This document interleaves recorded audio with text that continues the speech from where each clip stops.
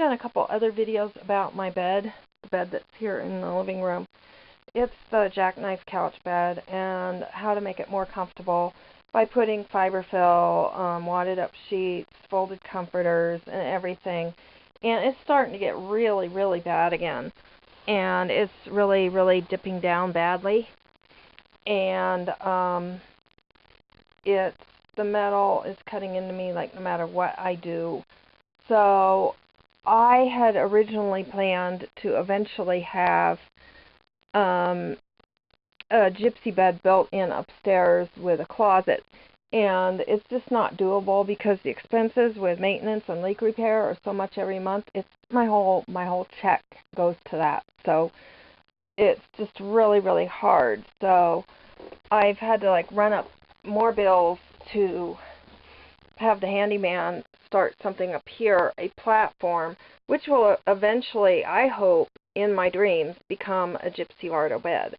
But right now it's just something that can hold a mattress, and he started to build it. It's 5-inch plywood, and then the boards underneath, there's 3 leg supports. The step back there makes it so that if you put a bed in, it would slant. So the legs that sit up on the platform have to be higher than the legs in the front. And there's not enough room between the edge of the platform and this wall to actually put a bed. So 2 of the legs have to be up on the platform. And so this leg here in the back, this one down here, has to be shorter than this one here and that one there. And the canopy has to be able to get around the bed, so it has to be far enough away from the wall so the canopy can get around it. And the first thing he did was, actually there was a closet like that on that side. He had to cut that closet out. We left the piece up there, the cupboard up there, and that closet. And it was eventually going to be where a closet would be built like from there all the way over. And that would be closet, and then there'd be cupboard from there to that wall. And I would reuse one of the doors for that. But that's just not doable. That's like too much construction and stuff, and it's just not doable. So because of the plumbing access here, the bed has to be pushed all the way that way anyway, so access can be gotten here to the bathroom plumbing. And then there has to be room to like slide the canopy around. Now, if you will see, there is a ledge sticking out from the wall there. There's a ledge, and it interferes with me being able to, you know, push the bed all the way against the wall. But I can't have the bed all the way against the wall anyway, because the canopy has to fit down around. So he had to like modify the legs for that situation and for that whole thing. Now this bed is not anywhere near ready, because basically we had picked out a Craigslist mattress that had never been used, but it had a lot of new mattress chemicals, and they were just sickening. So there was just no way to bring that in. And so what I'm doing, and I know this has been for some time, because of the EMF sensitivities, I should not be sleeping on a metal bed frame or a metal mattress.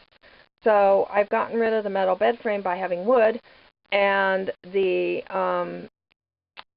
a natural, like organic mattress would be the best, because I can't take the smells that come out of the others. So basically they're very, very, very expensive. But what you can do, and how a lot of these mattresses are made, they use organic natural foam latex, and they do like 2-inch sections, and then they pile them up to be like 8 or 10 inches. So what I'm doing is I'm getting from not one of those places that puts the mattress together for you, but I'm just getting 2 2-inch sections of a twin organic latex mattress. and that really is running the bills up quite high. It's something I didn't expect to try to do. It was eventually planned that an organic mattress would go on this bed, and that's one of the reasons I was waiting. But that way, health-wise, it would be like so much better for me, and hopefully a 4-inch mattress will be enough, especially if I add some of the stuff that's being used down there, like the folded quilt and all that. That ought to really help. And then I can allow here for pillows to come around. I do have to work out something for there because I think that's where I want my head to be, because that thing is so low. And I'll have to work out something for there to be able to like prop up, like my head or pillows or something. Maybe like some kind of storage thing that can roll in and out that's real cheap. This wood that was going to be used for wall repair is having to be stored underneath there now. And even if I do all the wall repair that I'm not doing because of the leaks, I would still have quite a bit of wood left, so maybe some little frame can be done with that, and a little storage thing someday could be done and pulled on wheels so that it could pull wheel out of there for repair of the plumbing, but also be there for, head support. So I'm doing that. I actually ordered, there's not much out there for bedding that is in my price range at all. And so basically this is the same thing that I have down there in a different color. And the picture on Amazon showed it as being like a royal purple, like my drapes.